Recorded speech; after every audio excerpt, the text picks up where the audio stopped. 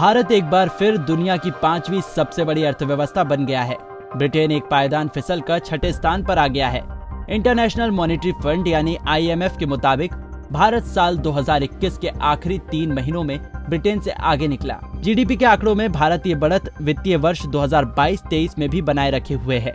IMF के आंकड़ों के मुताबिक साल 2021 की आखिरी तिमाही यानी अक्टूबर से दिसंबर तक भारत की अर्थव्यवस्था 854.7 अरब डॉलर और वहीं ब्रिटेन की 816 अरब डॉलर रही थी।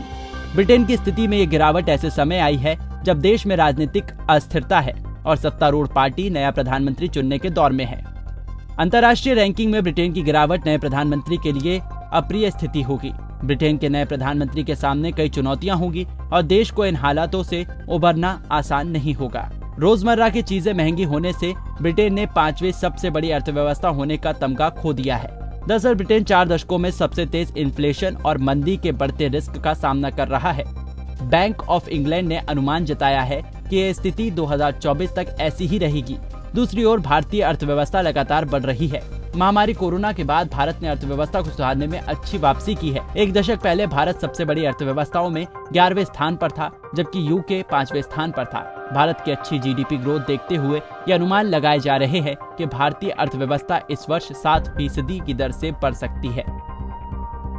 ये पहली बार नहीं है कि भारत ने ब्रिटेन को पछाड़ा हो। इससे पहले भी ये देखने को मिल चुका है।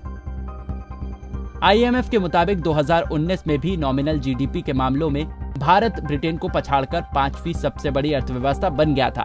हालांकि 2020 के कोविड काल के दौरान भारतीय अर्थव्यवस्था फिर से कमजोर हो गई थी और ब्रिटेन भारत को पछाड़ के दोबारा 5वें स्थान पर आ गया था। पिछले कुछ समय में भारतीय रुपया अमेरिकी डॉलर के मुकाबले बेशक कमजोर हुआ है, लेकिन दुनिया की बाकी करेंसियों में ज्यादा गिरावट देखने को मिली है।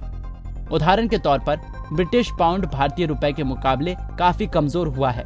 कुछ समय पहले 1 पाउंड की कीमत 100 भारतीय रुपए से भी ऊपर होती थी, लेकिन अब 1 पाउंड 90 रुपए के करीब पहुंच चुका है।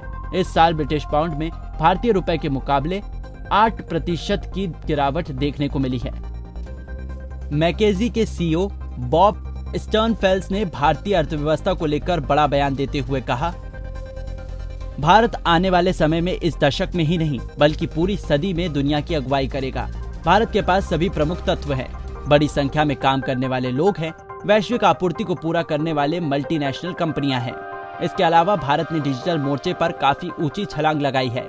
ये न सिर्फ भारतीय अर्थव्यवस्था के लिए बल्कि वैश्विक अर्थव्यवस्था के लिए भी काफी खास है। भारत दुनिया के लिए भविष्य की प्रतिभा का कारखाना है। 2047 तक दुनिया की कुल कामकाजी आबादी में भारतीय कौशल की हिस्सेदारी 20% होगी। आपको बता दें कि केंद्र सरकार ने 2022-2023 की अप्रैल से जून तिमाही के भारत की GDP के आंकड़े बुधवार को ही जारी किए थे। Ministry of statistics and programme implementation यानी MOSPI की ओर से जारी आंकड़ों के मुताबिक जून तिमाही में GDP ग्रोथ 13.5% रही थी।